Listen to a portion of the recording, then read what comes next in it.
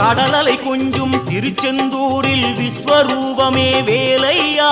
பழமுதி சோலை அறுவடை வீடும் புண்ணிய தரிசனம் முருகையா திருநீர் அணிந்து வரும் போது நெஞ்சில் நிம்மதி பிறக்குது கந்தையா சுகனே சிவனார் மகனே உன்னை பாட பாட சுகமாகுதையா வேல் முருகா அரோகரா அரோகரா வேல் முருகா